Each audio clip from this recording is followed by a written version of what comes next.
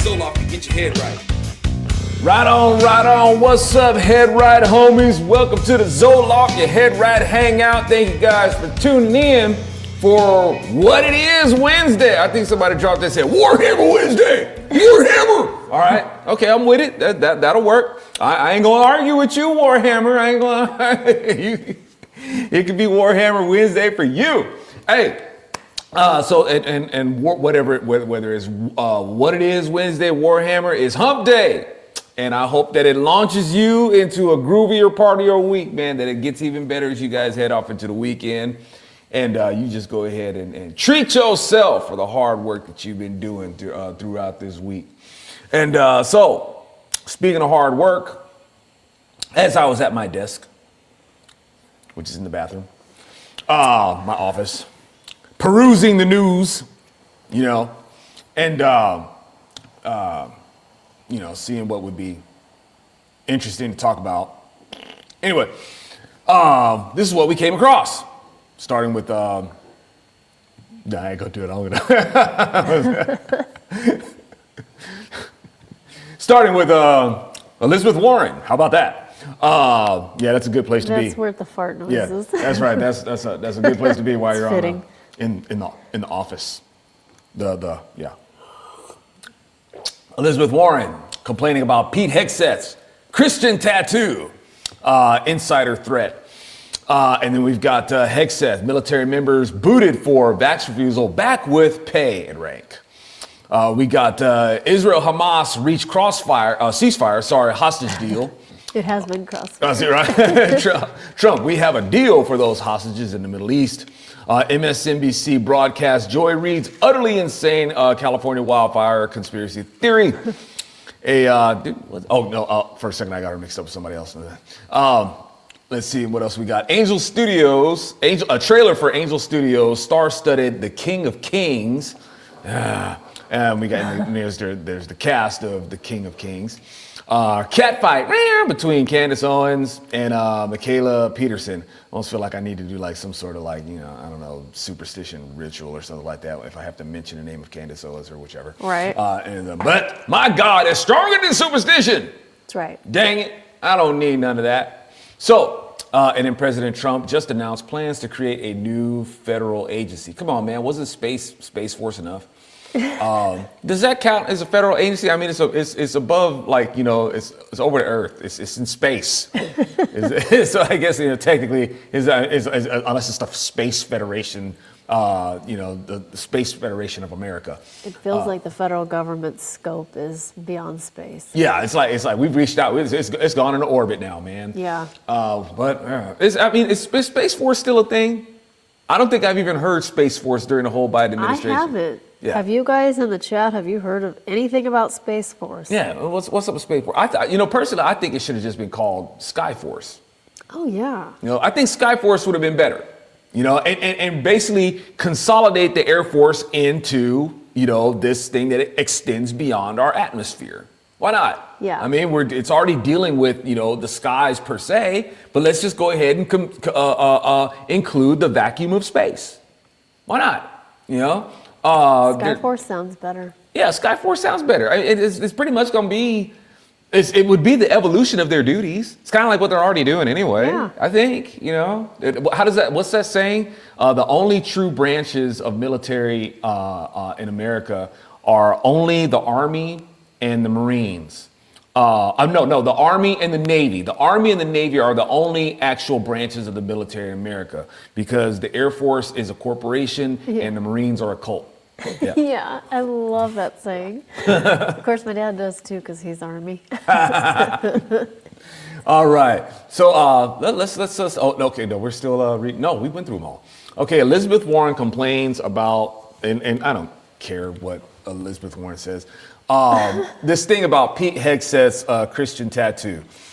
So the narrative that goes out into the culture and what's so offensive about this is like on its face, you can see it's like these people are showing their shallowness, right? Like right off the bat, they're showing their shallowness.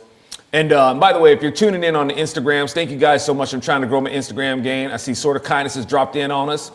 And thank you guys for tuning in on the YouTubes while we can, because we can't really have any fun there. But so far they left us alone. And we got my website, bronzeserpentmedia.com. Thank you guys for tuning in there, and hope that everybody is going to join as a member at bronzeserpentmedia.com. Ain't gonna cost you nothing, just a couple clicks of your time, won't cost you a dime. So hope we see you guys there. And so back to Pocahontas. Okay, right off the bat, man, you see people going in on Hegseth because of these tattoos, and it's all about white supremacy and white nationalism and Nazism and stuff like that. And man, this stuff's been going on for a long time, man. Like Christianity being made out to be, the religion of the white man. The religion of the white man and the religion of white supremacy and all that sort of stuff. And as I've long said, man, that's a stupid assertion to make. All right, it's dumb. It's dumb to say that Christianity is the white man's religion or it has anything to white supremacy, when the central figure of the Christian faith, Yeshua HaMashiach, is a Middle Eastern Jew. All right, so when they're out there talking about, Hitler was raised a Christian, he was a Christian, and they're all a bunch of Christians and right-wing Christians and stuff like that. One, they're totally misappropriating what it is to be right-wing. And Hitler, being this Christian, he would be like the most confused Christian on the planet. If his objective is to eradicate the Jews, that's kind of like a conflict of interest, being that, the king of the Jews is Jewish. All right, so it doesn't make any sense. The assertion is just stupid. Or what about the KKK? They're a bunch of Christians. No, they're not. No, they're not. Okay, the KKK is they're holding their meetings in church. So what? No big deal. The Democrats do that stuff to this day all the time. Okay, and the KKK are Democrats as it is. But you got the Democrats who be out there talking about separation of church and state, and you got to keep this, and whatever, right? While they go into the churches and promote their policies to the congregations. Okay, these godless heathens that be going into the churches to promote their stuff in there. The KKK, y'all, has never been a Christian organization. The KKK, along with the Democrat established Confederacy, have leaned on scriptures to justify white supremacy and keeping blacks as second-class citizens. That's something that the Democrat Party has always done. All right, and the KKK, when you look at the organization, nothing about it has anything to do with Christianity. Okay, when you look at their themes are Grecian or Hellenistic themes. They're totally pagan. All right, when you consider Grand Wizard, that's not biblical. Grand Dragon, that ain't biblical. All right, if they are biblical, it's like they're antagonists in the Bible. Actually, if you really want to get down to it, they're not figures of holiness in the Bible. Okay, so it ain't got nothing to do with Christianity. It's Grand Wizard, Grand Dragon, Exalted Cyclops. These are pagan themes. Quorum of Centaurs, Quorum of Hydras. Okay, this is all paganism. Ain't got nothing to do with Christianity. When people out there talking about, they're a bunch of right-wing Christians. No, they're not. All right, so all that to say, trying to associate these things with Christianity and saying that it's some right-wing white nationalism and all that sort of stuff is just not only is it dumb, dude, it's lazy. It is so freaking intellectually lazy to make these kind of assertions. Now, the tattoos that Hegseth has, nothing about his tattoos are about white supremacy, unless you're all hung up on Muslims. If we're gonna go into like things like the tattoos that state like Das Volta and things like that, these things that or these themes that are familiar as far as the Crusades go. When these people are saying, well, it's a bunch of white supremacists or whichever going back then and wanting to eradicate Muslims. A lot of Muslims, y'all, while they're trying to think that this is like some sort of, the racism is on their part, because when they think Muslim, they think, Middle Eastern people. That's all they think. They just think like, Arabs. Islam is a worldwide practice religion. A lot of these Muslims, y'all, that they're so worried about that were, with the Crusades, a lot of them are European. That's one of the reasons why Malcolm X got shot. Okay, because Malcolm X, thinking that, hey, Islam is the religion of the black man, went to Mecca and saw lots of white people who were Muslims. And his mind was blown. He was totally disillusioned. I thought this was the religion of the black man. And he saw more white people practicing Islam, right? So he comes back and he's gonna like blow the lid off of this, like, yo, Elijah, man, it's like, what's up with this, man? There's a whole bunch of white people practicing the black man's religion, And not only that, after saying, hey, if you're a black man and you're voting for the Democrats, you're a political chump and a traitor to your race. So after following these things, Malcolm X was assassinated. So all that to say, when these people want to act like that, white Christians, the white man religion, it's all about racism because they're all about, killing, Middle Easterners and stuff like that. It's like, no, dude. Islam itself is an oppressive religion. Okay, it is a religion of oppression, flat out. Okay, and it needs to be dealt with. So with the Crusades, I'm not saying that I totally agree with the Crusades or anything like that. Crusades, it's based in Catholicism. I appreciate their efforts to drive back Islam out of their nation, out of these territories. And some people who weren't Catholic, Christians, they got involved in it also. But things like that, it's like one has to be careful because you trade one form of tyranny for another. Okay, and Catholicism itself became very oppressive. All right, that's one of the reasons why you ended up with parties like the Whiggamore Party, which became the Whigs in the United States. One of the things the complaints that they had was because of the oppression of the church, the Catholic Church. So the Whiggamores, who were basically they were your cattle herdsmen over in Europe. Okay, and they formed their party. All right, Whiggamores, yeah, yeehaw. They're those. They were the cowboys over there. All right, Whiggamores came over here and became the abbreviated Whig Party. Okay, and part of that motivation was because of the tyranny of the church. So all that to say, y'all, to assume that these things are white nationalism or white Christianity, it doesn't fit, y'all. White supremacy is a dumb thing to try to associate with Christianity when a central figure of Christianity is a Middle Eastern Jew. All right. The cross that they try to zero in on with Hegseth and trying to associate, it's like I said, it's just lazy, man. You gonna try to, what makes you think that this cross that he has on his chest is Nazism? Or white supremacy, or some sort of Aryan symbol of Aryan affection or whatever, right? And by the way, while they're trying to make Hitler out to be like this total white supremacist, Hitler was romancing over Aryans, not necessarily. Now maybe his generals and stuff like that misunderstood, and they were all hung up on the whole white thing. But Hitler himself, is one, he hated the Jews. Yeah, he hated the Jews, but it was the Aryan race that he was obsessed with. The Aryan race. You know who the Iranian race is?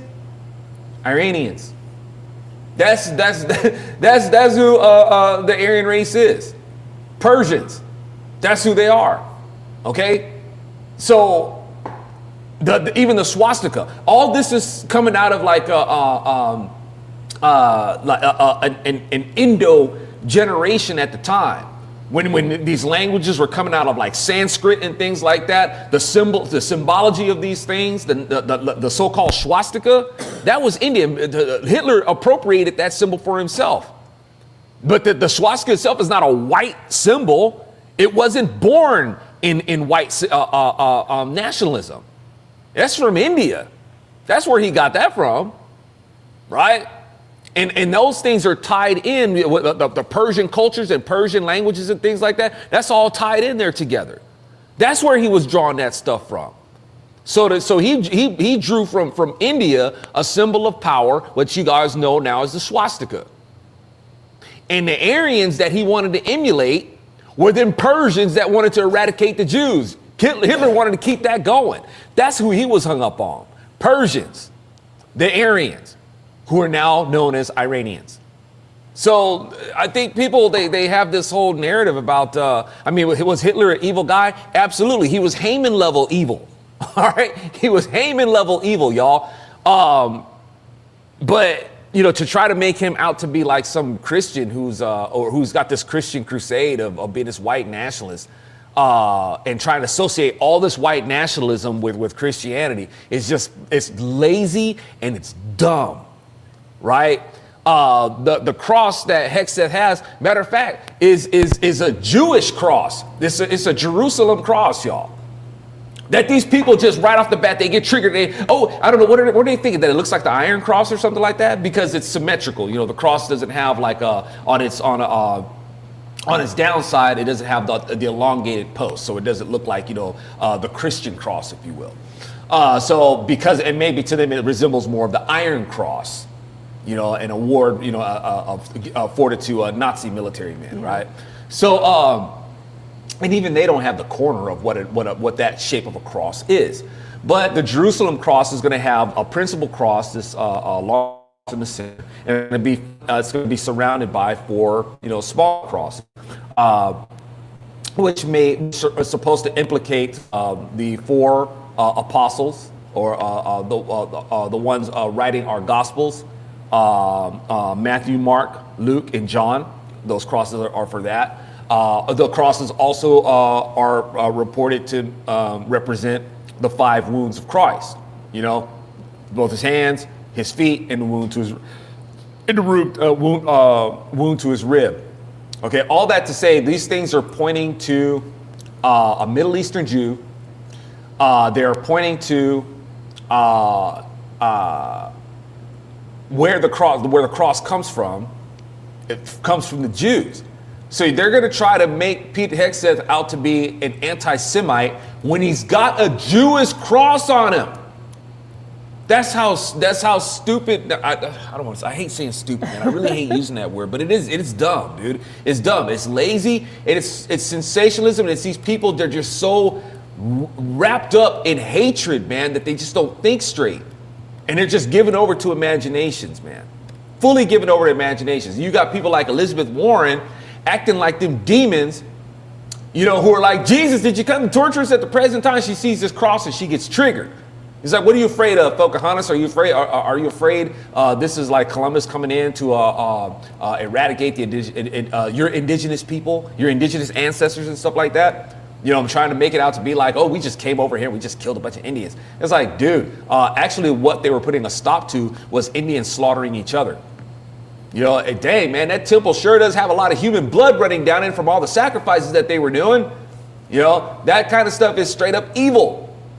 But no, you come and you put a stop to that. Because there are a lot of tribal wars, y'all. Tribal wars, pillaging of territory, rape, enslavement. Yeah, they were doing all that sort of stuff. They had diseases too. You know why I know they had diseases? Because they had medicine men. That's why, right? So it's like, if they got medicine men, that means that they had sickness. So they already had stuff over here that they want to accuse the white man of bringing over. Okay, they already had disease over here to deal with, but no, they want to try to, in virtue signaling and stuff like that, they want to make it look like, oh, we have to do our penances for bringing diseases over here. And they never had warfare. All they did was hunt. That's all. It's like, no, dude, that they had hierarchies, right? Braves and things like that. They had weapons. This. Okay, when they're filing their teeth, to make themselves more efficient in warfare, and things like that. And the weapons that they would have, no, dude, that stuff isn't all about hunting, and it's not all about hunting. It's not, because you accuse us Second Amendment folks. You keep charging us with saying, it wasn't all about just being able to hunt. So, okay, well, you can understand that about the Second Amendment with us, that it's more than just being able to hunt. All right, then how come you can't understand that about the indigenous people that were here? It's like, no, they had warfare. All right, they were at war with each other. So, and a lot of them, they just didn't unite. So, you got a whole bunch of different languages, different cultures, and in doing so, you had some that wanted dominion over others and wanted to expand their territory. So this colonialism and stuff like that they seem to be okay with. I mean, they're okay with, their darlings in the Islamic movement doing it, spreading their caliphate and whatnot. They're okay with that, but they're not okay with the spread, with the propagation of Christianity. Oh no, that's evil colonialism. Yeah. Yeah, total hypocrites. So Elizabeth Warren, having her little hissy fit, about these sort of things and him being confirmed. It's like, we get it, Elizabeth, you don't like Jesus. All right, what do you guys think? I noticed something in Twitter today. Somebody had posted that the scary cross that, what's his name, Pete Hegseth has tattooed on him. That cross is on the floor in, I don't remember what the building is called, but it's in our state capitol, and it was where they were meeting for President Carter. So they all had to see that scary symbol, the Jerusalem cross, because it's tiled on the floor. Wow. In one of our Capitol buildings where everybody was gathered for President Carter. How about that? Isn't that hilarious? These people are such hypocrites. Totally. No surprise there, but that is an interesting bit of information. Okay, what else we got here?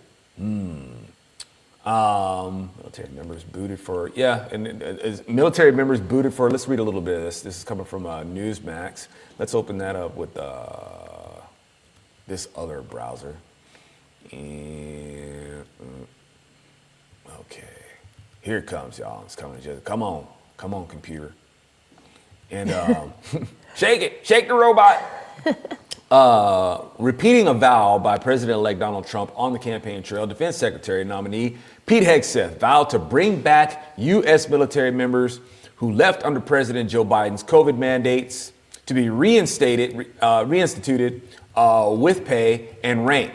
Oh, come on. Okay, this is BS, dude. This is bull milk, man. Straight up bull milk. Don't you? Come on, Peter, man. Don't you know these people are dead? They died, man. They didn't get the jab. They didn't get the jab. So all you're doing, man, is you're grandstanding, and this is a bunch of propaganda, dude. And frankly, man, it's rather insensitive and political expedience. I don't like it. These people are dead. They died from the because they didn't take the jab. I was going to say, don't say either one of those words, or YouTube will start buffering your feed right now. Hey, well, we're going to see if Elon Musk and Donald Trump are as good as they claim to be, and see if they can get these big tech giants shaking in their boots and stop messing with people like us. I mean, Zuckerberg is shaking in his boots, but I haven't seen anybody from YouTube shaking in their boots. True. Yeah, that's right. So what's up with that with Zuckerberg? Zucker is not, as far as I can still tell, he's not repentant. No. Yeah, it's like he's still acting like he was made. He was bullied into doing what he did. Right. Which I dig. It probably was, but no. It's confusing. No. Again, I'm gonna posit that theory that's not mine, but it's from others, that because he's been doing martial arts, he has more testosterone now. Maybe for the first time. Yeah. He's growing out his fro and he's dressing like a kid from the city or like a hip hop kid, so maybe he's finding himself. Yeah, maybe he took a couple of, they got some underwent a little ground and pound and got some sense pounded into him and stuff like that. And, but yeah, that is quite possible, because you can't, it's kind of difficult to hang if you're like in a serious martial arts class. I'm not talking about like a social club where you go in or if you're going into just for some fitness and and whatnot. If you're actually going into kind of like a mud and blood type of martial arts class, it's kind of hard to hold on to those I guess soft. You can't be soft. Right? You can't do that. And of course, you may have ideas that are totally contrary to the left-wing party. Once again, it doesn't make you a conservative. Okay, because you can have a lot of people in there who go into things like this, and they may have what seems to be right-leaning ideas, but they're not really right-leaning ideas. They're just, contrary to what the left thinks. Yeah. And you end up with something totally different. And it's not necessarily redeeming. But with this, back to this right here, because I'll end up wanting to talk about martial arts a lot.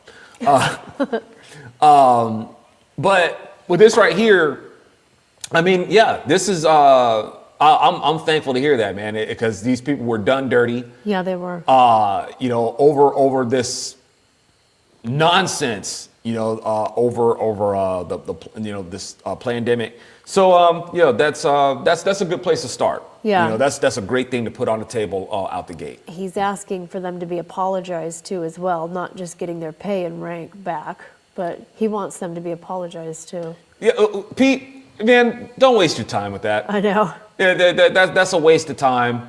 You're not going to get a genuine apology. Yeah. Okay, you can't make them give you. That's the thing about it. You can't make them give you a genuine. It's not tangible, dude. Don't even. This would be as good as it gets. You got this victory. You're able to get these folks back into their occupation. God willing, they'll come back. Yeah, right. There's that. And apology isn't the thing to look for, man. It's repentance. See, that's the thing about it. Amen. These people are unrepentant. You wouldn't get a genuine apology, and really at the root of it, man, an apology is basically demanding an explanation. There's no explanation for this, man. No. There's no rational excuse for any of this. Now, if they were to admit and just like say, hey, you know what, there was no good cause for this, and say and basically work to show that they have had a change of heart, a change of mind. And Hegseth is supposed to be, a follower of Christ. You should know this. You should know that apology is not going to be genuine. You got to know that. And it's a waste of time. All right. But, you take what you can get, I guess. And it'll be good to, interesting to see if these people take him on his offer and come back to work. Right. Because I tell you what, man, I think an act of bravery in terms of military service is wanting to join the military under the Biden administration. It's like, ooh, you are brave. It's like, but braver. I guess there's such a thin line between bravery and stupidity. And even right now, I think recruitment has been pretty low. Is it true, folks, for y'all who serve? I mean, it looks like the recruitment is dropping down from men and rising up in women. Unfortunately, yes. And does that also include men identifying as women? Yeah. Yeah. So that's a notable thing that's happening in our military. All right, what else we got here? Israel-Hamas reached ceasefire hostage deal. Trump, we have a deal for the hostages in the Middle East. Who starts thinking about when we have we're going to have this peace agreement? Which one of y'all starts thinking about Revelation? Did anybody start thinking about that? And of course, now Biden wants to take the credit. Right, so you got Trump, who's going to be officially stepping into office come January 20th, and he's already got this thing drafted up and stuff like that about what's going to go down, and it's already been let's schedule, let's make it happen, and but Biden is still in office. And he wants to take the credit for it. Yeah, he's like, well, we've been working on this since May. And then he's like, a couple sentences later, he's like, my administration is proud to, announce that there's my administration. He literally doubled down on it. My administration got this done. Okay. And I was like, let me rewind that. Did he just double down on that? Yes, he did. So, hey, if this is the peace agreement that's going to be made, that's talked about in Revelation. Let Biden go ahead and take the credit. True. Let him take the credit for it. Trump, just go ahead and say, you know what, you can have it. If anything, at the worst, maybe I spike the ball for you, and you can go, or I set the ball up and you can spike it, and you can go ahead and take all the credit for the tribulation that follows 3 years later. Yeah, from there we would just go ahead and leave that alone. And yeah, let's pray that. But the bottom, for reals though, let's pray that these hostages are released, and yeah, that this bloodshed can stop. But the thing is, man, it's one of those things where we want the bloodshed to stop, but the thing is, we kind of know what follows after that. I don't know if this is the event that triggers that. I don't know. What do you guys think? Is this the event that triggers? Are we living in the forepart of tribulation? Are we there? As these things line up. Because you're gonna have your pre-tribbers, mid-tribbers, post-tribbers. Okay, I'm not one to make an argument for either. Now, like for me, the argument that I would make is looking at the God. God removes who He's going to remove before He brings down a judgment. Okay, you can see a series of these things written in Scripture before it happens. I reckon this wouldn't be any different. But what I would say is that you do have to see the calamity first. Okay, not go through. You got basically God is going to bring you to the event horizon before we get sucked into the black hole. All right, so it's like you're gonna see it. You may even feel the tug of it. You might even experience a little bit of spaghettification, right? To know, hey, this is it's happening. All right, you're gonna witness it. So to get a taste of what it is that you actually need to be rescued from, that we're actually seeing it start to take hold. I don't think that's a stretch. And anybody else, who's gone through these things, they can see it happening. All right, they know what's going on. It's like, wow, man, this stuff is starting to take shape. Okay, Lord, beam me up. I'm about ready to go. It's like, can you get us on up out of here? And that's the way it has happened before. It's probably going to happen like this way. We're going to see these things taking shape. So all that to say, yeah, I hope that we are yanked. Our evac comes soon. Let's see what else we got here. Yeah. And stay tuned for the details of that peace agreement. Yeah, right. What do you guys think? It's what do you think will maybe brought to the table? Who do you and who's going to be who's going to acquiesce to what, and what's this the terms of that deal going to look like? Our chat is discussing alien probulators and aliens. So who's that guy? Oh man, I can't. It's like he's got the wild hair. The Greek guy say, yeah, it's aliens. It's aliens. All right. See, my audience knows what's important. Yes. Okay, yeah, whatever, yes, dude. Let's talk about aliens. And High Mileage Husband, of course, is discussing the probes. The probe. I could have practically finished that sentence for you. As a matter of fact, I was like, where's High Mileage with that probe? Come on, ET. Light up that finger and let's go to work. Sorry. No, stop it. All right. Let's see. Okay. MSNBC broadcast. I know. MSNBC. It's a necessary evil. Yes. Is it necessary though? Yes. Okay. MSNBC broadcast. Joy Reid's utterly insane California wildfire conspiracy theory. Okay. So Joy Reid, and that talk about a misappropriation of a name. Nothing. There's no joy in this woman, and here's the thing about Joy Reid. I'm gonna put a disturbing thought in you guys' head. Joy Reid, who basically looks like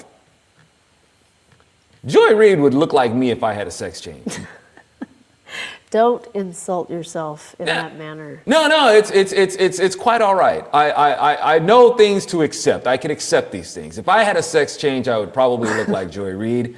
And that is a huge incentive of why I will not get a sex change. All right. Father in heaven, you know that you are the main reason. But you have doubled down with my incentive to maintain my manhood, because if I was to shave this beard and have some inserts and inverts and all that sort of stuff, I would look like Joy Reid. and I don't want to do that. I tried not to see it. I will not have a sex change. All right, that is my aversion to sex change operation is that I would look like Joy Reid. Now, Joy Reid is playing some clips. Talk about like losing some context and stuff, like leaving out some context and trying to call somebody else a liar and trying to like come up with conspiracy theories. And trying to make it like Elon Musk, I guess he went to, the water plant and the guy there is showing all this water on the coast. Yeah. Okay. Now, I don't know when this is from. It could have been from another event or another reason why he went to go. All I know is that there's a lot of context left out. And Joy, listen. If you're showing a lot of water on the coast, because isn't that what it was? I saw the video and she's trying to show how this dude is making a case for them to have plenty of water because they have all this water, like showing this coastline and stuff. Yeah. That doesn't mean anything if you ain't distributing it. All right, if you're not distributing the water to where it needs to go, that just means you got a whole bunch of water right here, but you ain't got a whole bunch of water where it needs to go. Yeah. All right, and when you got all this water right here, why don't you also show about how you have the tributaries that is just going out to sea instead of making reservoirs for them things? You're not making dams. You're just letting acre footage of water just go out to the ocean and just wasting water, and then gonna complain about a drought. But bragged about taking down a couple dams. Brag about it. Yeah. And then go act like y'all never had that the Delta smelt was never an incentive for this. Yeah. Insane. Right? Gaslighting us. Totally. It's like, man, we was talking about this years ago. Yeah, you talked about it in 2010. Come on now. You were covering the fact that farmers were having to close down their farms that had been running for like a generation because they couldn't get water. Yeah. Because of the Delta smelt. That's right. That was the deal. This endangered species, that was the incentive. So these people are total liars and fakes. And see, and here's the thing, man. This is the thing. We know how Joy Reid is lying, because she's gonna go off on this whole thing about what the billionaires, are allowing to get burned down, and black communities getting burned down and all that sort of stuff. So these fires were able to do all this damage. Well, why is that, Joy? Why? Because there wasn't even water. That's why. That's why the fires were able to do as much damage as they've done. Where was the water? The water that you say that they're lying about that wasn't available to them. Surely if there was some water, this damage could have been mitigated, right? Yeah. But are you, so what do you chalk it up to? Do you chalk it up to the incompetence of the firefighters? Is it that they don't know what to do? I'm pretty sure as long as they have the equipment that they need, they can do their job. Which they didn't. We had to borrow from Oregon, Canada, and Mexico, and Texas. Now that's another thing. She gonna sit up there and try to say that, we don't thank people from Canada and Mexico and all that sort of stuff. Regulation psychos in California weren't accepting help. Yep. Like people wanting to come in from Oregon. Our regulation standards will not allow for you guys to come now up in people in the chat had said that turned out not to be true. The fact that they were emissions testing. That wasn't true. They were doing a safety check. No, yeah, not so much the emission checks, but the safety checks. Yes. Why are you going to stall this? Exactly. The nanny state of California. Yeah, why would you do that? This is an emergency. I understand that this is going to be regular traffic. Okay, you guys with all your regulations and whatever. I got it. But this is an emergency. You make an exception. All right. So, but despite all those regulations that they put in, they didn't make sure that the regulations for water was being distributed to where it needed to go. Yep. So Joy Reid is already lying. If the fires were doing as much damage as they were doing, well, that means that there wasn't the water. Yeah. But whatever. She's absolutely lying about that. Yeah, she's right. She's lying and race baiting and class war baiting. She's doing all. I mean, this woman is sick. Yeah, she But is. I don't expect nothing less from these witches on the left. And that's what she is. She's a witch. Yeah. So And there was that social justice witch. She's obsessed with social justice. That's all she talks about in an interview. Her sole job was to make sure water gets to the fire hydrants in LA County. And she is paid $750,000 a year to do that.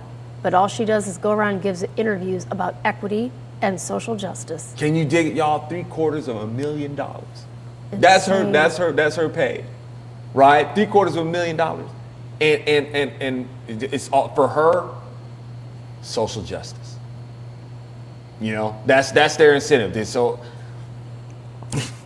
and y'all, it's engineered that way, y'all. I'm telling you, it's engineered that way. It is to make people like, you know, when we're looking at people like Karen Bass, like she's trying to say that we're trying to make Karen Bass look bad. No, Karen Bass is hired to make Karen Bass look bad, not as a mayor, but as a black woman. What her job, her role in the Democrat Party is to raise resentment against the black community, particularly by Republicans. Democrats want to drive that gap wide between Republicans and blacks.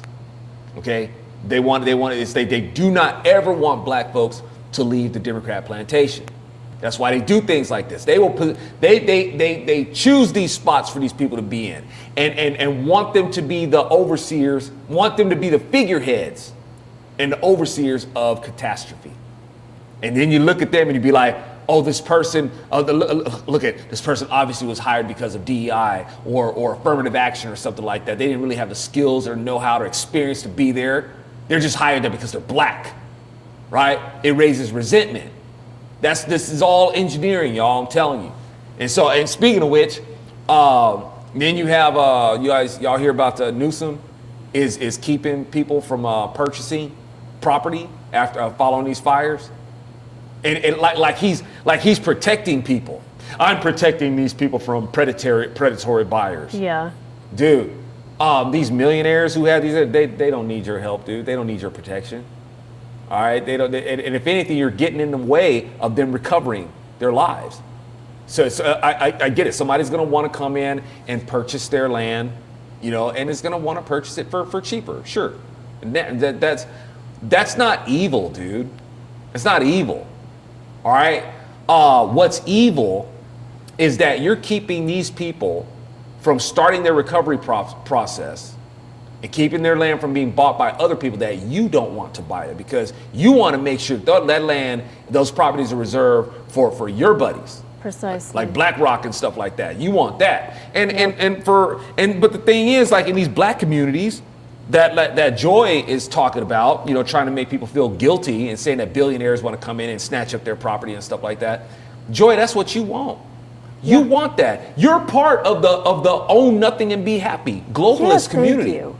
Because that's the globalists are the ones who are going to come in and they're going to buy up property so they can only make them income properties, rental properties, where people can't own homes there. Yep. They're going to set up what they got and rent them for cheap, right? That's because that's what y'all wanted. We want affordable housing. We want affordable apartments and stuff like that. They ain't never going to be able to buy these places. They're going to be a homeowner in these areas.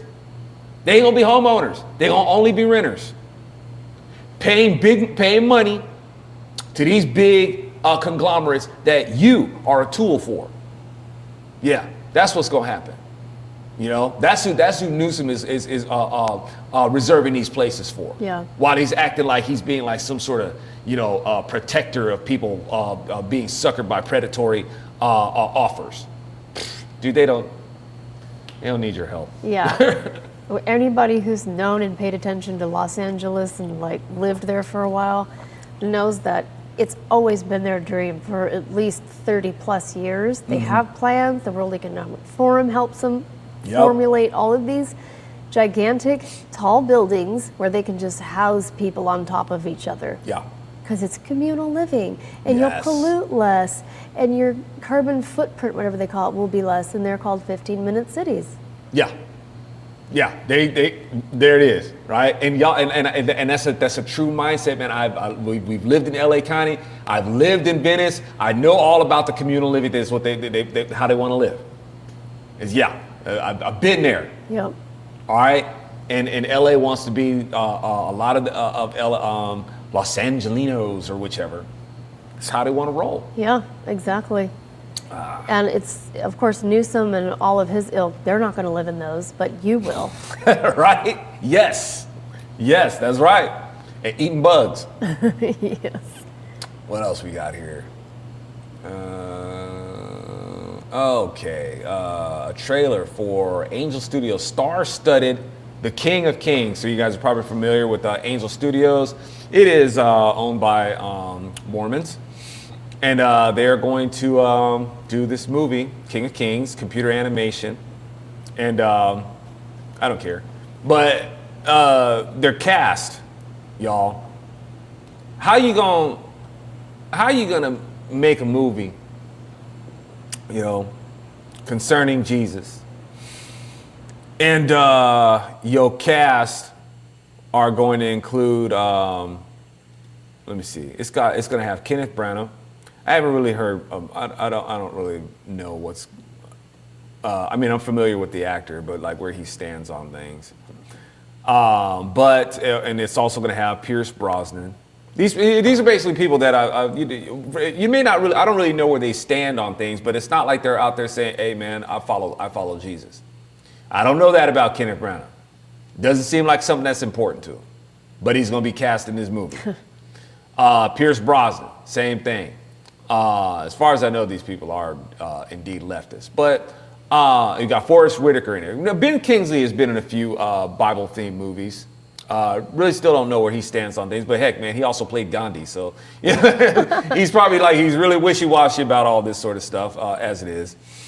But let's zero in on Uma Thurman. Why would, well, aside from, I guess, money. And hey, man, the devil gets in the garden. So I guess it's like dumb for me to ask, why would Uma Thurman be interested in being in this movie? Well, it's just a stupid question, I guess. But I don't know, still warrants asking. Because Uma Thurman is a godless witch. Uma Thurman flat out told you, it's like, look, if I would have never had an abortion, I wouldn't have made it in the industry. She sacrificed her baby so she could be an actress. Yeah, she's proud. Yeah, she's proud of that. She's like Stevie Nicks. Stevie Nicks, same thing. Yeah, if I wouldn't have had an abortion, I wouldn't have had a career with Fleetwood Mac. She said they sacrificed their kids so they could have their dream career. Yeah, and so we can be blessed by all their entertainment. Yes, right? That's how full of themselves these people are. So this, you got Uma Thurman in there who's into child sacrifice.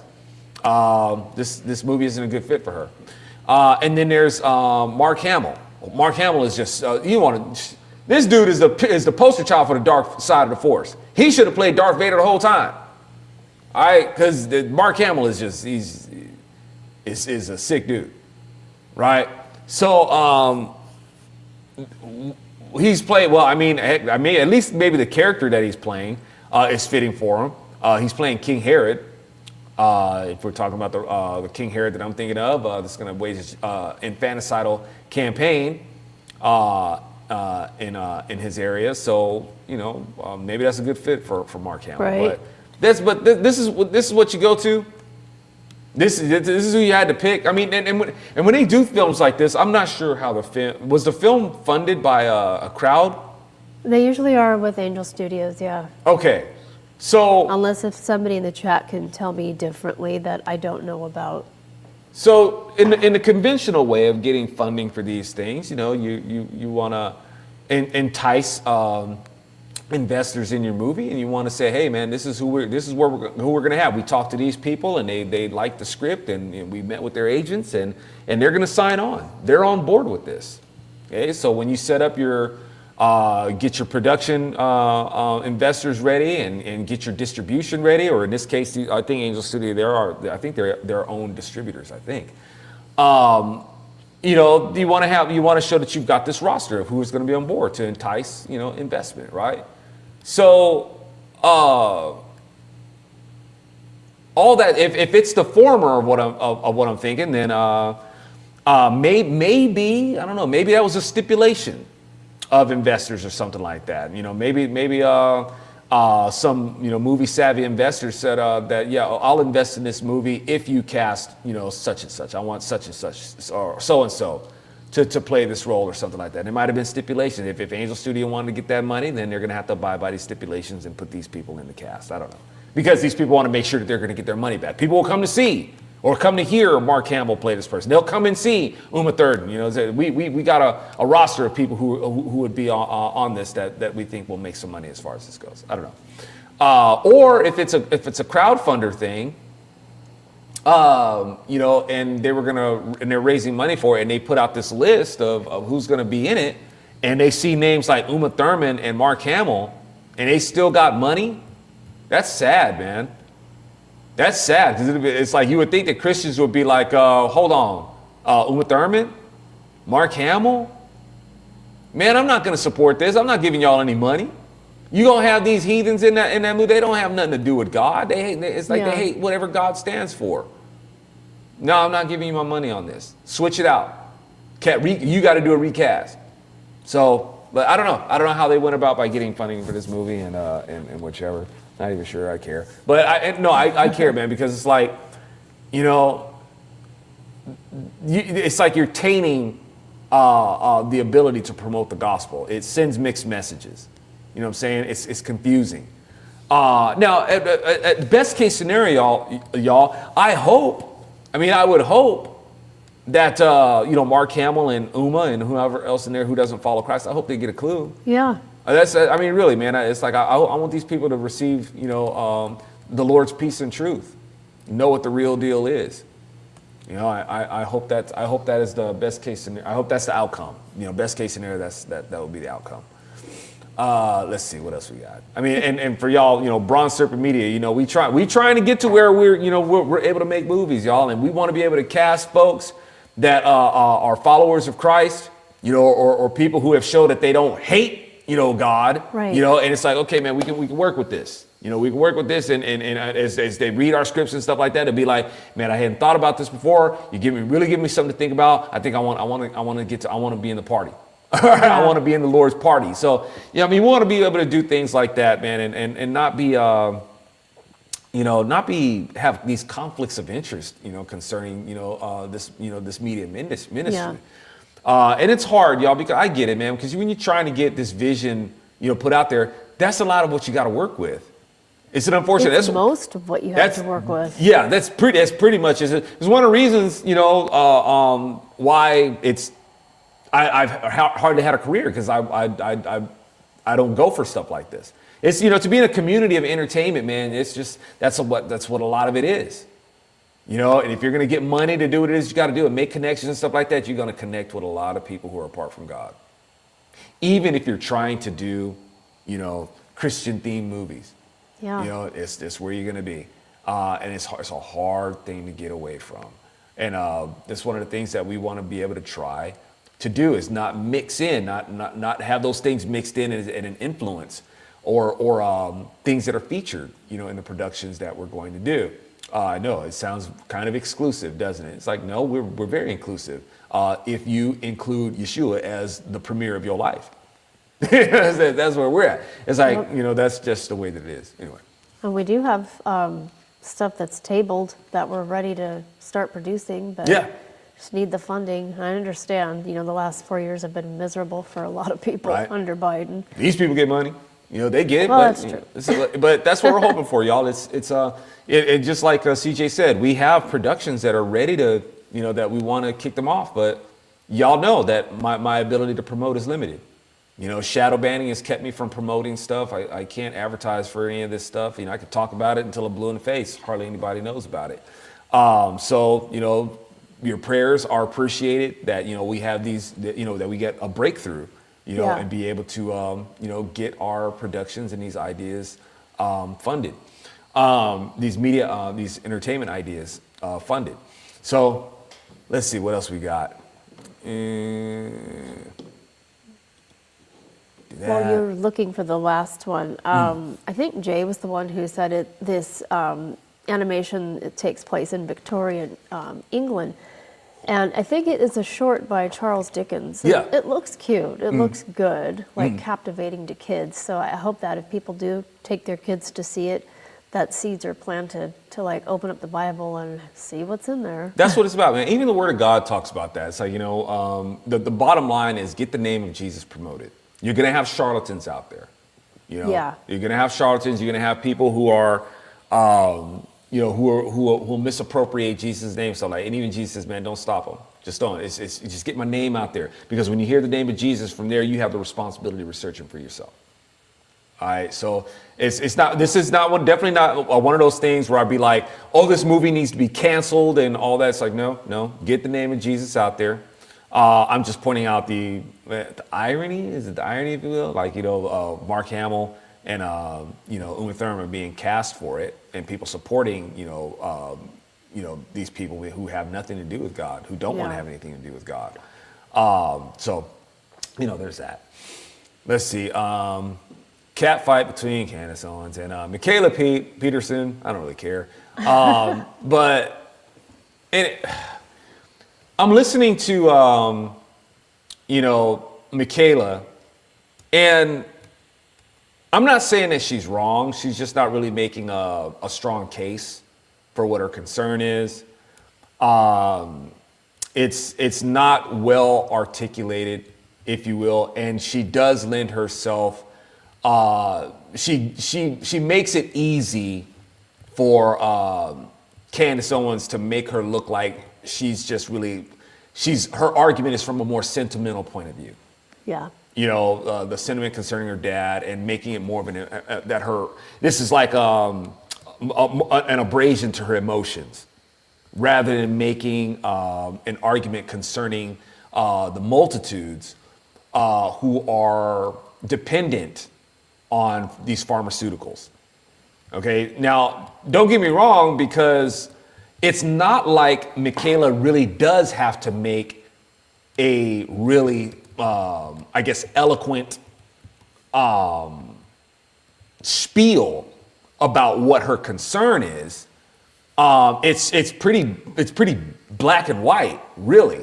But if you're dealing with Candace Owens, who is more caught up with the sensationalism of the topics and approaching it from a way that is approaching these things in a way where it's more red meat like, serving it up in a way where it stokes imaginations, even though she would consider herself as like giving the facts and all that sort of stuff. The way Candace Owens has presented it still stokes imagination, which is going to generate gravity, all right, about what it is that she's talking about. An audience that's going to be pulled into what she's talking about. There's going to be sensationalism and whatnot. So she's right about how Candace Owens did deliver this, and Candace is going to be in denial about it. Candace Owens did laugh at it. She did laugh at the circumstances. Yeah. Okay, she did treat it trivially. All right, and Candace is not going to admit that. Candace is going to be manipulative, and she's going to try to use a lot of savvy in terms to make a defense for herself, why she can get away with doing something that really paints a skewed image on what this stuff is really about. Because the way Candace did present it, she makes it look like that an addiction problem is what this person has, like what Jordan Peterson has. Okay, it's not an addiction problem, as in, like this person, what they're doing is like the pharmaceuticals that they're taking is like some gateway drug to heroin. All right, and there are people, man, don't get me wrong, it's like when people are trying to get relief from this onset of pain that it's like they didn't really, set themselves up for, wittingly anyway, you're just trying to get back to normal. Being in pain, y'all, is abnormal. Your body's in a state of abnormality. You're trying to get back to where you feel normal. All right.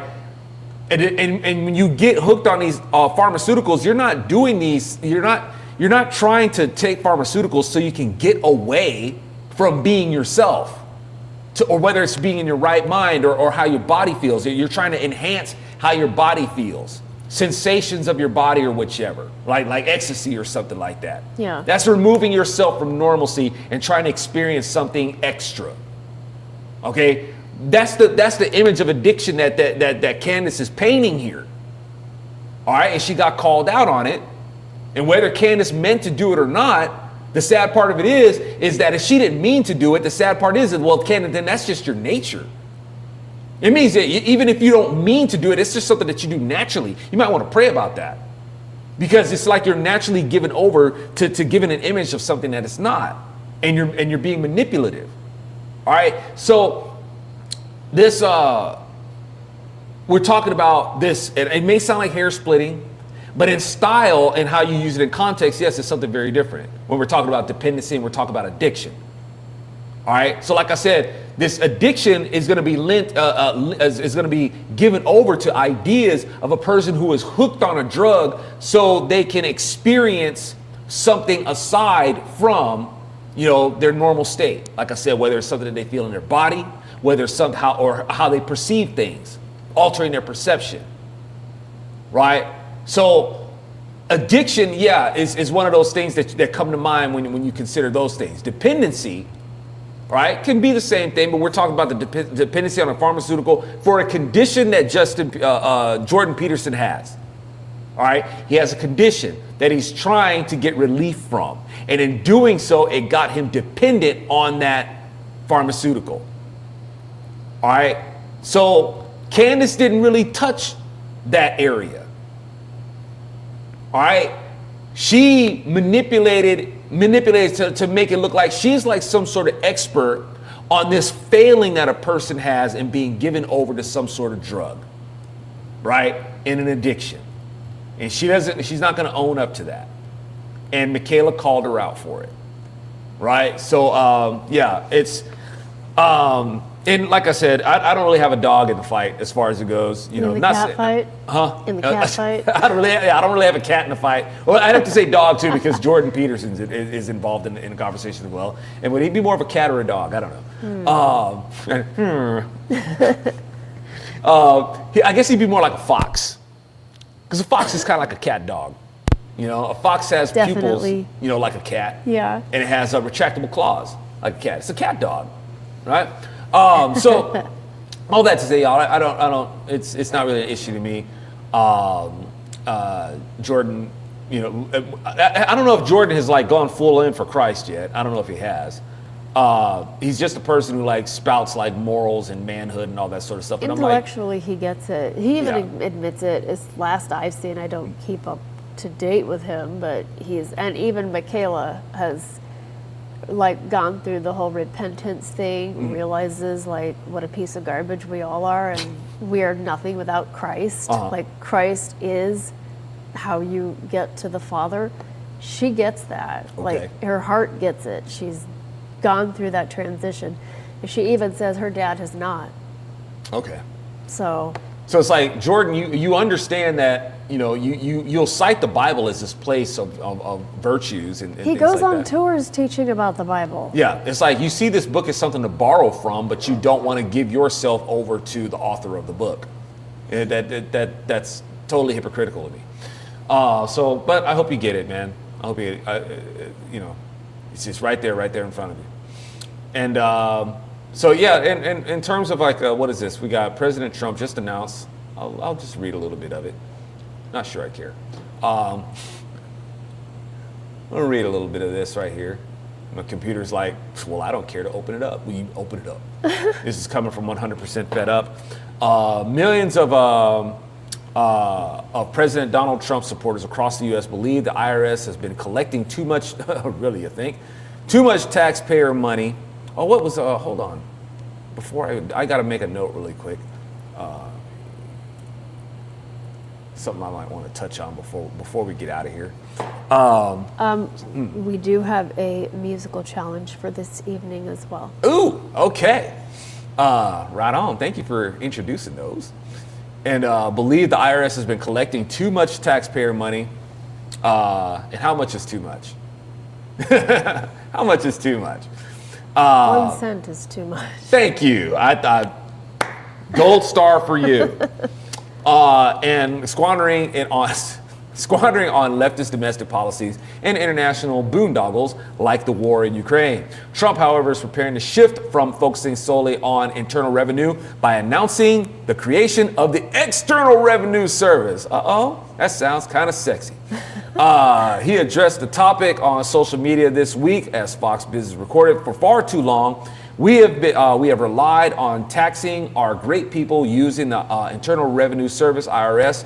Trump wrote on Truth Social, through soft and pathetically weak trade agreements, the American economy has delivered growth and prosperity to the world while taxing ourselves, the president-elect continued.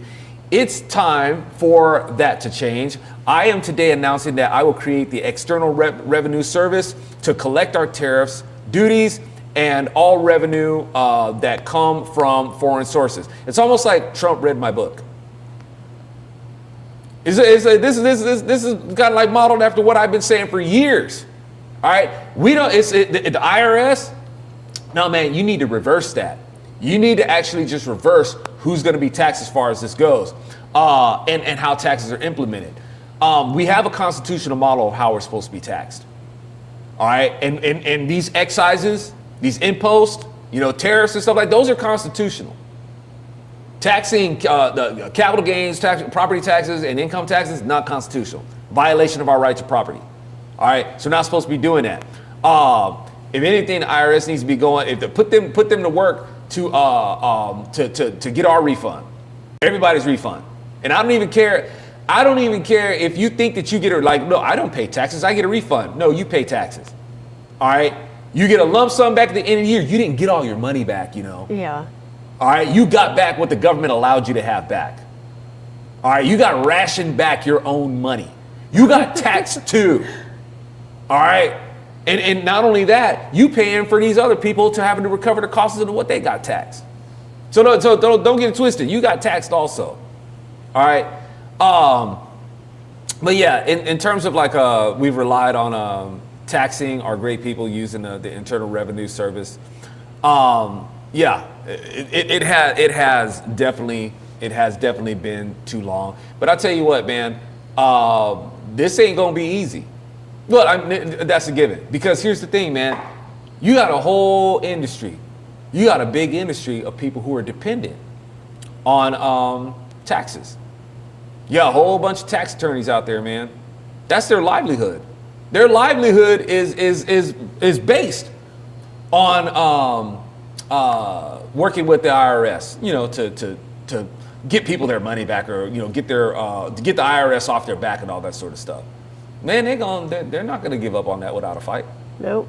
Hey, man, I be hearing y'all. What's that? I don't know if it's a national campaign, commercials for y'all heard of a firm called Optima Tax Relief. Optima, they be coming to Optima Tax Relief, right? And talking about how the IRS they want their money. That's the language that they use, y'all. The IRS is coming after you, and they want their money. And why would anybody go to Optima Tax Relief? It's like the Optima Tax Relief, in their mind, the money that the IRS wants is theirs. Yeah. It ain't their money. It's not their money, right? So when you got firms like that, man, when that's their livelihood, I don't see them going along with this. They don't want the IRS done away with. Yeah. Got a whole, like I said, you got a lobby for that, man. You got a whole industry for that. All right. What else we got here? Well, actually, I did have a question for you. So we've got this External Revenue Service that he says he's going to be creating. Do we want another federal agency? I mean, this is a good thing, right? If we could do away with the IRS and just have this new one, I'd be fine with that. But it's I feel like it's another agency. It is another agency, and I think just doing away with the IRS would be well enough. And in terms of collecting taxes according to the constitutional model, I don't really think you need another agency for that. Just enforce the law. But I mean, I guess as well, who's going to enforce that law? As far as that goes. I guess maybe in his mind, if we're going to do that, you're going to need an agency who is going to take the task of enforcing these laws. Yeah. I mean, off the top of my head, I can't think about it. Who would you guys recommend? Who would have powers as far as that goes, in terms of like law enforcement or anything like that? Who would that who would that go to? Of the enforcement of the collection of the tariffs and, Yeah. and duties. Oh, good question. Who would that go to? Would you do that on what level would you do that?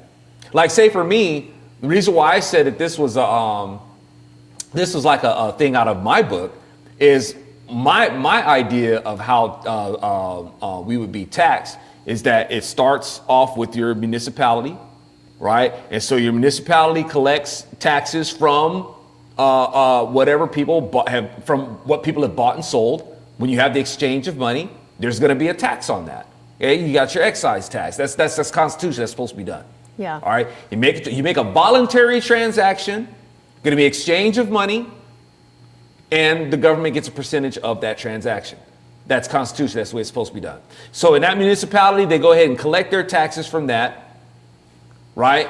And then that municipality pays a percentage of the tax revenue that they got. They pay that to the county, and in the counties they collect that of what the taxes that they got. They take that percent. So you got to have enough tax revenue left in the municipality so they can go ahead and pay for what they need to pay for in their municipality. The county does what they need to do with their tax from their municipality. They take a percentage of the taxes that they collected from the one underneath them, and then they pay that to the state. And the state has their taxes that they use to do what they need to do in their state, and then they take a percentage, but they take a percentage of that tax, and then they pay that to the federal government, and the federal government does what they need to do.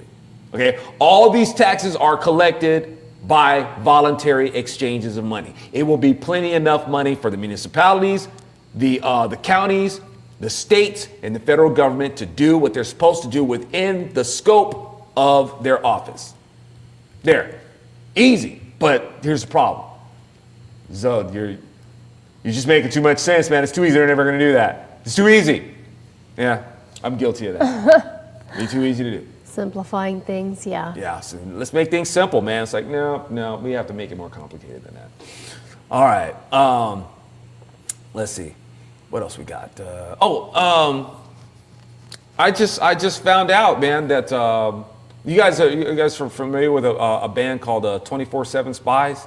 You guys remember them? I don't know if you heard of them or not.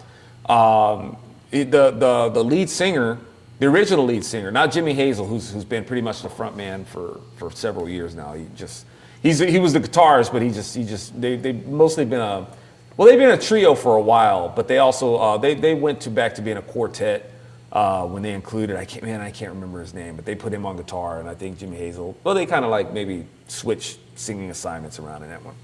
But Peter Fluid, or Peter Forrest is I think his real name.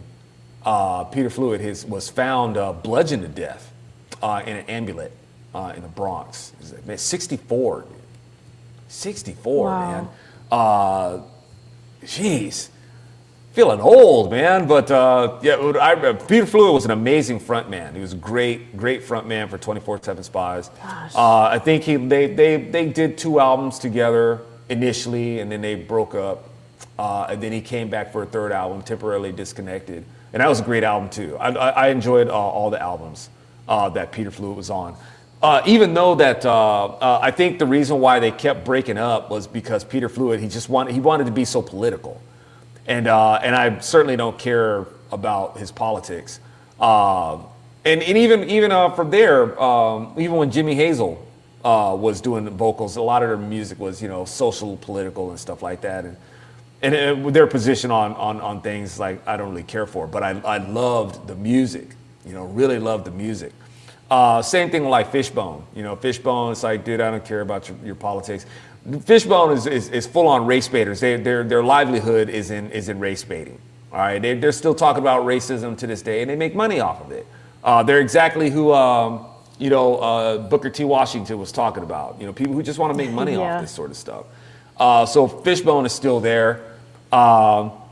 you know, it's sad, man, because I've you know, ever since I was a teenager, man, I've dug Fishbone, and you know, even got to open for Fishbone. Even one of the members of my band, 20 Pound Sledge, was a member of Fishbone.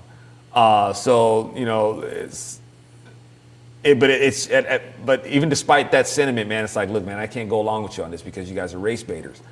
And you know, as far as 24/7 Spies, you know, goes, the music, love the music. And Peter Fluid on P Fluid on vocals, man, was that's Jimmy Hazel does fine, man, but Jimmy is like he's more about the riffs, you know, the leads and stuff like that. But when it came to the vocals for 24/7 Spies, man, it took Peter. You know, Peter really handled it. But the topics or the content of their lyrics never really cared. Well, actually, no, let me take that back. When I was a kid, yeah, it was cool. We got older, it's like, yeah, these lyrics are not cool, man. There's nothing really cool about this. But the way that they're executed, Peter did a fantastic job. So it's sad to hear that he's passed away. Sad to hear that he was obviously murdered. They're not saying that it was murder. Yeah, they're just saying he was bludgeoned to death in his ambulance. That's all. That's it. But you know, it's like, okay, well, that sounds like murder, unless he just took a hammer to himself or whichever. But it sounds like murder. You know, the funny thing is that on MSNBC, I think that's Joy Reid, right? Mm-hmm. On MSNBC, you know, the news outlet that cares so much about black people. I don't even think they mentioned his name. It was a Bronx man found dead in an ambulance. That's about it. What? That's pretty much about all it said. MSN, right? MSNBC. Jeez. Right? The article. The other articles, you know, it's like, hey, musician at least, but not in this one. Not in MSNBC. Just, you know, Bronx man found dead in an ambulance. Wow. Next. Yeah. Like, Peter Fluid was a pioneer. You know, of this genre, of when it comes to like funk metal, right? So, I mean, in the 80s, man, the reason why it seemed like a big thing in the 80s. It seemed like a big thing in the novelty when you would see black people, you know, in the hard rock genre. Because the record companies, they wanted that cultural narrative. You know, it was like a thing in the culture where, you know, you had your hard rock and rock and roll, and whether it was glam rock or whichever, that was for white people, and they had a market for that. Okay, and even the sense of cultural contest drove the sales. All right. So when you think rock and roll, you think white people. When you think R&B and rap music and stuff like that, you think black people. And there was an intentional divide as far as that goes, in terms of marketing and in terms of culture. And I've always thought it was stupid. And so when you had bands come out, more prominent bands like Living Colour, you know, who wasn't really so much a funk metal fusion, but they were really going for more of the hard rock sound. Let me take that back. If you listen to a full album by Living Colour, it's pretty diverse, which I think kind of hurt them. When you have and trying to and lacing it with, like, you know, some political platitudes and things like that, that's not really going to work out well in your favor in the long term. Right? Living Colour is still well known and still pretty legendary for like a few songs. For like a couple of, not even a few songs, for like a couple of songs. Cult's Personality mainly. They had a follow-up song, I think I want to call it Blood Type. I think Blood Type was maybe, it definitely wasn't as successful as Cult's Personality, but that was like a breakthrough song. Not just a breakout song, but a breakthrough song. And they're like iconic for that song. But when you listen to their album, it's like trying to do too much, you know? It's like the moods switch too much in trying to do a certain thing. 24/7 Spies, were more. I think they were more consistently hard rock and more consistent with the music that they did on their albums. It was a fusion anyway, but they didn't do too much genre switching, like going from rock to R&B to reggae or ska or anything like that, or even some like jazz fusion. Maybe they did, but the thing is, they were really good at it. I mean, like really good. But their funk metal fusion was really a mainstay, and they were really solid with it. So when you put on a 24/7 Spies album, it's like you're gonna get a pretty consistent album that you're in the mood for. You don't really have to switch moods so much, but sometimes they would hit a speed bump on you. Like, you're going like 90 and it's like, okay, we're gonna throw a speed bump in there and just totally change the mood. And sometimes that doesn't go over as good as some people would think. And like I said, when you're trying to shove your social consciousness stuff on people, man, it's off-putting. Yeah. You really have to have a niche audience for that, and that's what you're gonna get. And it's not so much that you're gonna have bands out there that are gonna have like this kind of niche audience for your political point of view, but it just wasn't served up in a way. Like, say for instance, like Rage Against the Machine. I can't stand Rage Against the Machine's political point of view. Yeah. Their social awareness, it's dumb, right? It's just a bunch of shit. Their music is banging though. But Zach De La Rocha just had a way of delivering it, and also the circles that they were in, y'all. The circles that they were in to be able to pull this off. Zach's delivery rhythmically, his voice is a little whiny for me, but it's like, all right, dude, stop it. But his flow, his rhythm though was tight, and it was quite marketable. So I don't know, man. It's a lot of times it depends on people's moods. There's so many ingredients to the formula of what makes these kind of things successful. And Fishbone is kind of like the same way. Fishbone is just way too. You put on an album by Fishbone, and they're kind of going here and they're going there, and and they're nasty as it is. Fishbone is nasty, but also but excellent musicians, and the content of their music, just might not be as widely acceptable, but they have their niche fan base, and they've been able to, they've had longevity. But getting back to P Fluid, I reckon the reason why they're not just coming out and saying that it's murder is probably because he wasn't murdered by white people.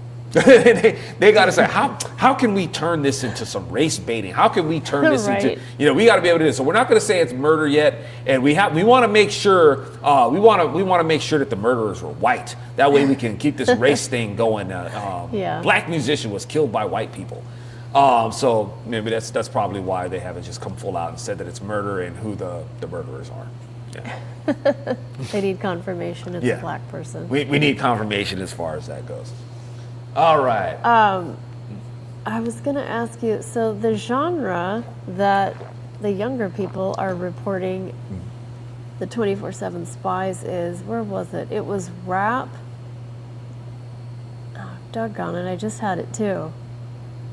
So that's, okay. It was rap / like funk or punk or something like that. And I was like, rap? I got to run that by Zoe. Yeah. When people even like Sledge, like 20 Pound Sledge, it's like right off the bat, it's rap metal.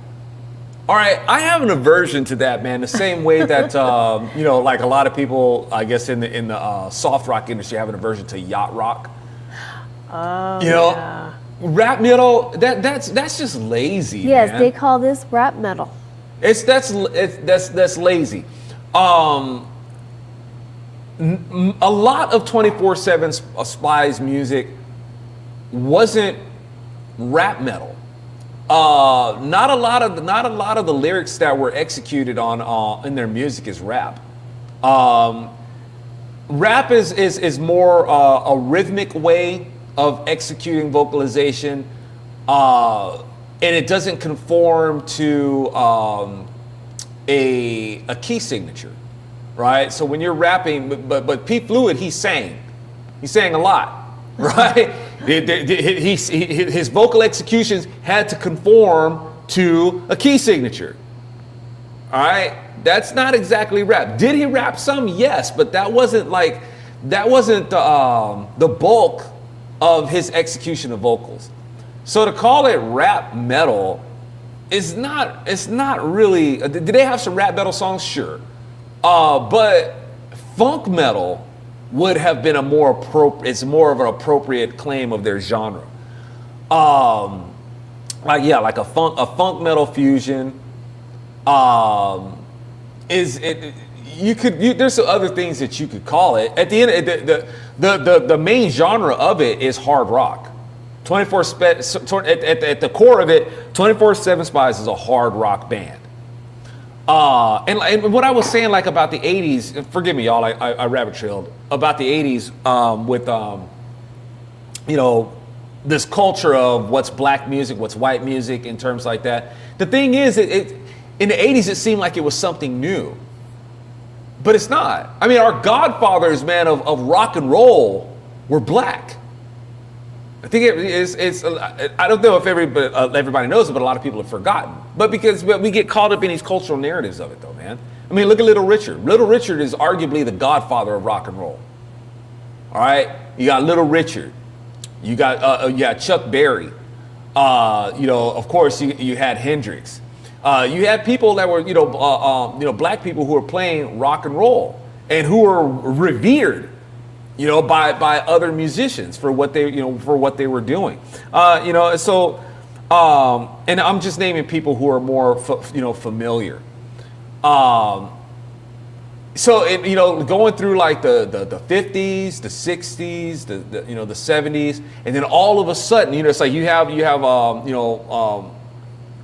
blacks who are doing rock and roll, and killing it, in rock and roll. And then all of a sudden it became a foreign thing in the 80s that black people doing rock and roll. Yeah. It was it's like, weird. Yeah, it was like this just, well, that's peculiar. That's strange. Right. And I've always had like an aversion. It's one of the reasons why I started. It's like, dude, do we need to put together an all black rock band to show that it's stupid to think that, just because you're a certain nationality, you can only do a certain kind of music? So I was with that, and it's a sad thing that that kind of mindset exists today. But I don't know. It's becoming more common where you see that the people are kind of like letting that go. It's slowly filtering out where you see people of different nationalities doing different kinds of music. But like in the 80s, man, you had people like Greg Howe. Greg Howe is an amazing guitarist. He was doing things. There was, oh my goodness, I'm having a brain fart on some of these bands. I haven't heard them in so long and I can't remember what their names are. But at any rate, it's one of those things that people can be really shallow about. Bruce Ducky says, I miss 20-pound sledge. Me too. Me too, man. And please keep that one of those things. If you want to add that to your prayer list, that the sledging will return, and I'll find the personnel to be able to get back to it with, and hopefully get to crank it on this next album, and find some cats to take it to the stage with. Yes. Somebody had a musical. Yes, Jay Thompson has his weekly challenge. Jay. Tonight's musical-ish challenge is, using the pentatonic scale, is it easier to write a country song or a gospel hymn? Oh man, that's so it depends on, this is going to be poorly worded. I know this seems like a pretty straightforward answer, but I can't give you a straightforward answer. It depends on the congregation, depends on, because they may have a different execution of gospel than another church might. As one church, because you could have a church that would, their execution of gospel music may sound a lot more like traditional country music. You know what I'm saying? That may be how they do gospel. Whereas another church, their gospel may sound a little bit more, R&B. Yeah. However, the pentatonic scale would still be relevant to both. It still fits both genres, whether it's country or whether it's R&B. And in terms of gospel, how the gospel would be applied to either one of those genres. I hope that kind of makes sense. And remember, melody is not my strong suit. I don't read melody, and can't. And as far as the nomenclatures of melody, I'm not as versed with.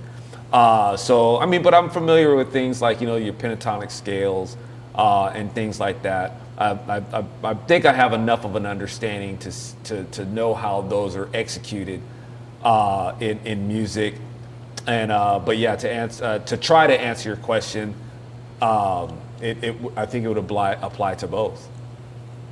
Oh, Bruce Stokey says Southern gospel. Thank you. Yeah. So, Southern gospel, as opposed to. Would we say like Baptist Baptist gospel? Well, Baptist is pretty Southern. Yeah, it's still pretty. But oh man, you're gonna make me say it. I don't want to say it. But you know that there's a faction of this where you have your black churches, and you have churches that are tended more. Even white churches are still there. White churches tend to be pretty much kind of mixed. Yeah. There is. Unless if you're talking about the Northeast with the white Anglo-Saxon Protestants. Right. Yeah. Okay. No. All right. So now, if you're gonna have your black churches, it's good. The gospel is gonna be more of an R&B persuasion, as opposed to more if it's gonna have your more, should I say, speckled churches or white, Southern Baptist or white churches. It's gonna have more of a country flavor to it, if you will. But both are going to have the pentatonic scales put in there. Yeah, I would think. Well, actually, I would. If I make a distinction, and help me out, y'all, for y'all who are more versed with guitar and keyboards or any other instrument that is a treble clef oriented. I would say in the gospel music that would be more of the R&B flavor of incorporating a pentatonic scale, I would say that would be more of your minor pentatonic scale, and the Southern Baptist or the gospel that has more of the country flavor to it would be more of the major pentatonic scale. Does that sound fair? I think if I'm applying those bodies of intervals correctly, that's what it would seem like to me. You're gonna have on the more R&B, get your minor pentatonic scale, and more country would be a major pentatonic scale. What do you guys think? Jay Thompson says, "Go Tell It on the Mountain" is on the pentatonic scale. I love that song. Yeah. Okay. Now, "Go Tell It on the Mountain." That, if I'm listening to that, I think that would be given over to a major pentatonic scale. I may be totally, like I said, I'm not, guitar is not my forte. I play it, it's not, but I'm not like, a virtuoso or anything like that, and well versed in the theory as far as that goes. But in trying to, get, and I have to know a little something to try to, be able to have a formula of how I write songs and stuff like that. And I think that's the categories that those would be in. Yeah. And I know that this is not the Zopium Den, but requesting that we can close out on prayer. Sketchy had his checkup today. Ooh. High mileage husband, is having back surgery. Baby Sudi's got back issues, and Tom Jensen's mom is still dealing with her back issues. Hey, we know the Lord is going to get y'all through these things. This is as I keep saying, y'all, this is earth, this ain't heaven, and we're going to have these issues, whether it's, going to be in the body, in the mind, in the heart, or in your wallet. These things come about, and we have, Lord, we have you to trust in, to fortify your servants. Yes. And, get us through these things, get us through this battlefield. And get us back into the game, get us back into the field, so we can be useful and working at optimum for you. And you decide how we're going to be useful to you, Lord. And we surrender ourselves to you, to be in your service, to do these things, and trusting in you that you get us through these things so we can serve you. Yes. That's what we live for you, Lord. And in living for you, we trust in you, and we're trusting you for our servants out there and their families and their loved ones who are going through things that they want them to be, tip top and right as rain, and trusting in you, Lord, to fortify us to get through these things as they come our way and get us through them. Yes. In Yeshua's name. In Yeshua's name. Amen. Amen. All right, y'all. Thank you guys for tuning in for the Zoloft, getting your dose on Wednesday. Y'all have a groovy rest of your week. Have a groovy weekend. And bronzeserpentmedia.com, y'all. I hope you guys will come and join and become a member if you haven't already.